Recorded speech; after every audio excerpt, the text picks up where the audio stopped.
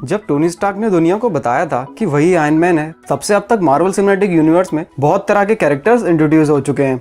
एक world war second के soldier से लेकर फोटोन ब्लास्टिंग क्री ह्यूमन हाइब्रिड तक infinity war saga cinematic history की सबसे ज्यादा पावरफुल टीम को साथ लेकर आई है। और ये डिबेट भी हमेशा से चलता रहा है कि कौन सबसे ज्यादा पावरफुल एवेंजर है। यहाँ हमने हर हीरो को उसकी पावर्स और बैटलफील्ड में उसकी एबिलिटीज के लिहाज से एवेंजर्स एंड गेम तक की सभी मूवीज को एविडेंस रखते हुए रैंक किया है। यहाँ हम किसी भी कैरेक्टर की कॉमिक बुक एबिलिटीज के बारे में बात नहीं करेंगे, हम सिर्फ उनकी MCU मूवीज में दिखाई गई पावर्स और एबिलिटीज को कंपेयर करेंगे। तो शुरू से लास्ट तक ये वीडियो जरूर देखिएगा।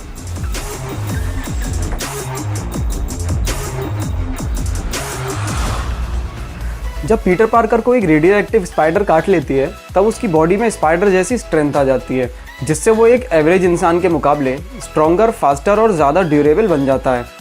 इसके अलावा उसके पास स्पाइडर सेंसेस हैं, जो उसे किसी भी इनकमिंग अटैक से बचने और उस पर रिएक्ट करने में मदद करती है। और साथ ही जो आप जानते ही हैं कि वो अपने हाथों से वेब शूट कर सकता है और दीवारों पर क्लाइंब कर सकता है।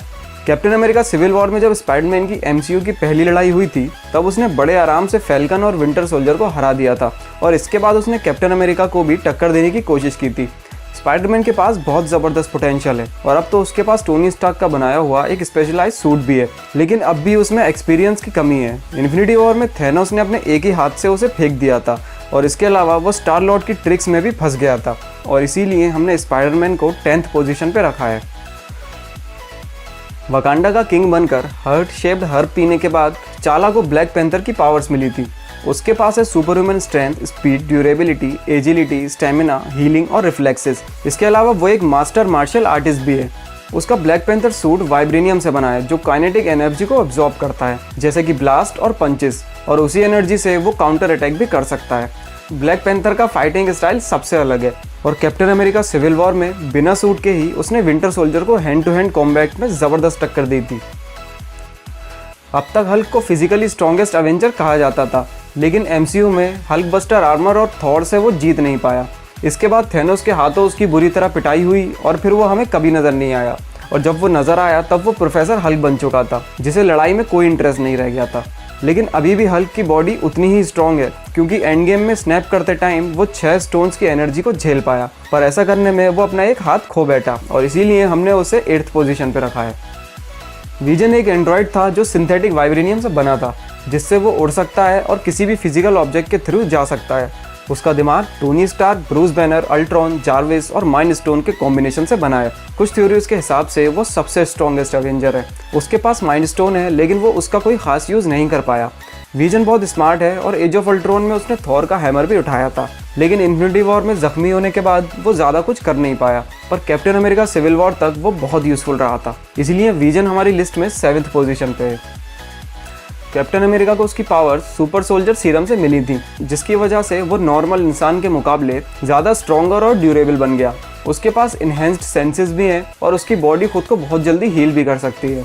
कैप्टन अमेरिका के पास वाइब्रेनियम शील्ड है, जिससे वो किसी भी अटैक से खुद को डिफेंड करता है और उसी शील्ड को वो अटैक के लिए भी यूज़ करता है। कैप्टन अमेरिका एक अकेला ऐसा ह्यूमन है जो म्यूनिर को उठा पाया और उसे वो थॉर से भी ज़्यादा अच्छे तरीके से यूज़ भी कर पाया। Captain America hand to hand combat में एक्सपर्ट है, जिससे वो सिविल वॉर में आयरन मैन को भी टक्कर दे चुका है। इसके अलावा कैप्टन अमेरिका की सबसे मेन पावर है उसकी हिम्मत। वो कभी गिव अप नहीं करता और एंड गेम में वो अकेला पूरी थैनोस आर्मी से लड़ने के लिए आगे बढ़ रहा था। टोनी स्टार्क के पास बस एक ही पावर है और वो है इंटेलिजेंस, जिसकी वजह से वो किसी भी कैरेक्टर को टक्कर देने की काबिलियत रखता है। उसने अपना पहला आर्मर एक गुफा में बनाया था और उसके बाद से वो कॉन्स्टेंटली अपने आर्मर्स को अपग्रेड करता रहा है। आयरन मैन अकेला ऐसा एवेंजर था जो इन्फिनिटी वॉर में थैनोस का खून निकाल पाया, और ऐसा उसने तब किया जब थैनोस के पास 4 इन्फिनिटी स्टोन्स थे। और इसके बाद एवेंजर्स एंड गेम में उसने 6 इन्फिनिटी स्टोन्स को विल्ड करके स्नैप भी किया, जो एक नॉर्मल इंसान के लिए इम्पॉसिबल काम था। डॉक्टर स्ट्रेंज एक सॉर्सरर सुप्रीम है जो मिस्टिक आर्ट्स का मास्टर है। उसके पास इनफाइनाइट मैजिक है, जिससे वो स्पेस और टाइम को कंट्रोल कर सकता है। और जैसा कि एंड गेम में एंशिएंट वन ने बताया था कि डॉक्टर स्ट्रेंज का मुकद्दर है हम सबसे बेहतर होना, तो डॉक्टर स्ट्रेंज वैसे ही सबसे बेस्ट है। मिस्टिक आर्ट्स को यूज़ करने के लिए स्ट्रेंज को अपने हाथों को मूव करने की ज़रूरत पड़ती है, जो देखा जाए तो एक तरह से डॉक्टर स्ट्रेंज की कमज़ोरी भी है, क्योंकि इसी वजह से एबनी मॉ उसे पकड़ पाया। वैसे इन्फिनिटी वॉर में बिना टाइम स्टोन के यूज़ किए ही उसने थैनोस को ज़बरदस्त टक्कर दी थी, लेकिन फिर भी वो थैनोस से हार गया, क्योंकि वो जानता था कि इसका नतीजा क्या निकलने वाला है। वो देख चुका था कि पहली फाइट में एवेंजर्स को हारना होगा। और इसके बाद एवेंजर्स एंड गेम में डायरेक्टर्स ने डॉक्टर स्ट्रेंज को मेन फाइट से दूर रखा, क्योंकि वो मेन कैरेक्टर्स पे फोकस करना चाहते थे, और इसीलिए हम उसकी और थेनोस की फाइट दोबारा नहीं देख पाए।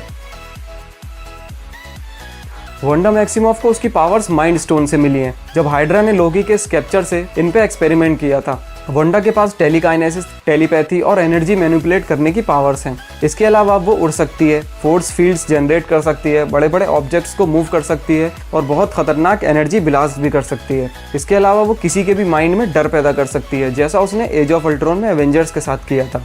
वकांडा बैटल में वांडा ने सिर्फ एक ही हाथ से थेनोस को रोके रखा था, जो अपने आप में ही बहुत बड़ी बात है। और एंड गेम में वांडा ने अपनी पावर से थेनोस को बैकअप बुलाने के लिए मजबूर कर दिया था, और साथ ही उसने थेनोस की स्वॉर्ड भी तोड़ दी, जिसने कैप्टन अमेरिका की शील्ड तक को भी तोड़ दिया था। हम देख सकते हैं कि अपने हर अपीयरेंस के साथ वांडा अपनी पावर्स को इम्प्रूव कर रही है। अब बात करते हैं फैन फेवरेट थॉर की। थॉर बहुत ज़्यादा पावरफुल है और उसकी स्ट्रेंथ का कोई मुकाबला नहीं है। थॉर एक फुल फोर्स स्टार की एनर्जी को खुद पे झेल चुका है, और स्टॉर्म ब्रेकर मिलने के बाद तो थॉर और भी ज़्यादा खतरनाक हो गया था। इन्फिनिटी वॉर में थॉर ने लगभग थेनोस को मार ही दिया था। थॉर इतना पावरफुल है कि फिल्म मेकर्स लगातार उसकी पावर को कंट्रोल में रखने के लिए उसके साथ कुछ ना कुछ करते रहते हैं, जैसे कि रैग्नारॉक में उसका हैमर तोड़ दिया, इन्फिनिटी वॉर में ज़्यादातर टाइम उसे मेन बैटल से दूर रखा, और एंड गेम में उसे डिप्रेशन में डाल दिया। अगर थॉर अपनी पूरी पोटेंशियल पे आ जाए तो उसका मुकाबला कोई नहीं कर सकता, और अभी तो उसे अपनी फुल पावर को कंट्रोल करना भी नहीं आता। तो अभी ये बता पाना मुश्किल है कि थॉर कितना पावरफुल है, क्योंकि मार्वल लगातार उसके आगे अटकलें लगाता रहता है। पर इतने सब के बाद भी थॉर हमारी लिस्ट में सेकंड पोजीशन पर है। मैं जानता हूँ बहुत से लोग कमेंट में कहेंगे कि कैप्टन मार्वल सबसे ज़्यादा पावरफुल नहीं है, लेकिन गाइज वो आपका पर्सनल ओपिनियन है, क्योंकि मार्वल के हेड केविन फाइगी ने खुद कहा था कि कैप्टन मार्वल एमसीयू में अब तक आए सभी कैरेक्टर्स में सबसे ज़्यादा पावरफुल होगी, और वो सही भी थे, क्योंकि एंड गेम में कैप्टन मार्वल ने थेनोस की शिप को अकेले ही तबाह कर दिया था, और जब थेनोस ने उस पर अपने सर से वार किया तो वो हिली भी नहीं, जबकि वही सेम अटैक उसने थॉर पे किया तो वो दूर जाके गिरा। कॉमिक्स में भले ही थॉर सबसे पावरफुल एवेंजर हो, लेकिन एमसीयू में कैप्टन मार्वल ही सबसे पावरफुल एवेंजर है। और गाइज आप चाहे आयरन मैन के फैन हो या थॉर के, लेकिन ज़्यादा फैन फॉलोइंग होना और स्ट्रॉन्गेस्ट एवेंजर होना दोनों अलग अलग चीज़ें हैं। तो अगर आपका फेवरेट एवेंजर फर्स्ट पोजीशन पे नहीं है तो डिसअपॉइंट ना हो।